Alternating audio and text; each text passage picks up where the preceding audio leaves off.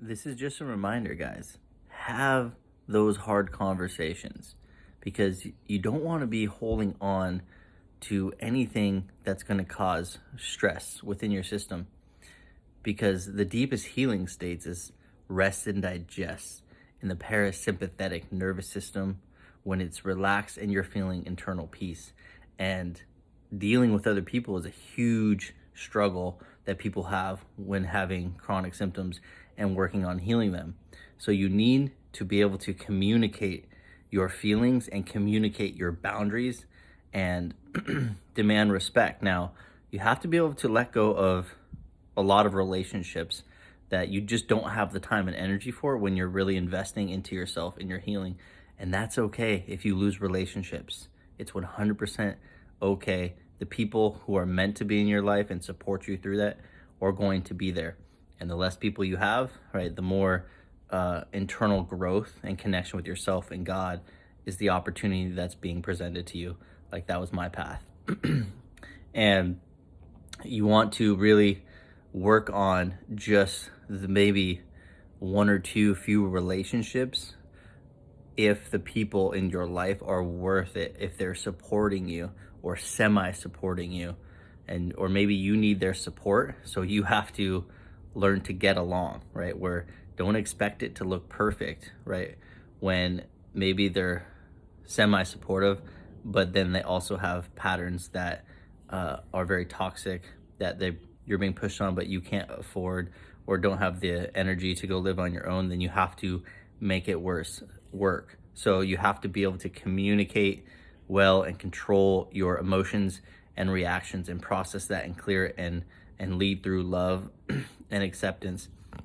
And so communicating your boundaries, have that hard conversation that you don't want to have. It's very uncomfortable. You need to talk about those things.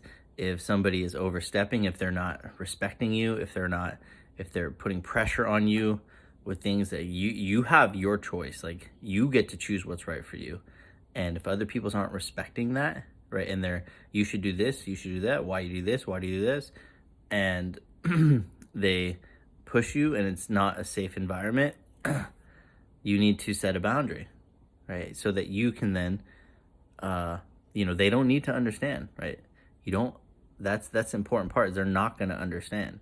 You have to be able to communicate that and say, hey, I know, thank you for everything else you're doing for me, but I don't expect you to understand. You don't need to understand, but can you please, this is really hard for me and it's what I'm choosing. I need you to not say this and say that, and be respectful of what I'm choosing to do. And you also need to reciprocate that back in their life.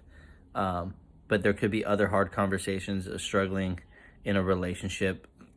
You have to ask for what you need, right? You have to open yourself up. Communication is very important so that you're not holding on to things, because you hold on to things, it's like an anchor keeping you down to the bottom of the ocean. That's what it's like, right? Putting your head under the water, holding you down, that's keeping you from healing, right? That extra stress or that energy, it's an anchor. And as soon as you process that, release that, talk about it, change your perspective on it, it sets you free. I've had to do that so many times in my relationship, and the relationship has been extremely helpful in so many ways, but it also would have been really harmful for my healing when things got hard if I didn't have those hard conversations that are really uncomfortable and they can be scary, and I had to be very vulnerable. And we've gotten into some difficult situations. It's not easy with chronic symptoms because the level of people that just don't understand. It creates a lot of loneliness. That's why you have to gain a lot of confidence in yourself and really put yourself first and your healing first, and don't let anyone else pull you out of that bubble. Don't step into drama, right? If people are drama, right, you need to remove them, right? You need to go your separate way so that you can stay in your own healing bubble, which you're allowed to do so you can heal. You have to protect your energy at all costs, have healthy boundaries, be a good person, control your emotions, control your reactions, apologize when you need to, take responsibility for yourself, and then make those right choices and communicate in a calm, conscious way.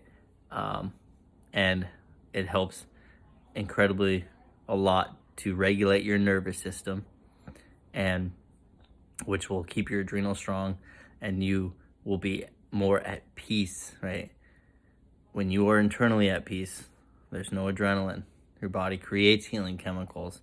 It's rest and digest, right? That's the deep state of healing, and your body will cleanse and heal much more efficiently. If you struggle with this, I've really mastered this in my relationships. It was very hard with living at home with my parents and my dad, who was very intense with me, and being in a relationship while healing.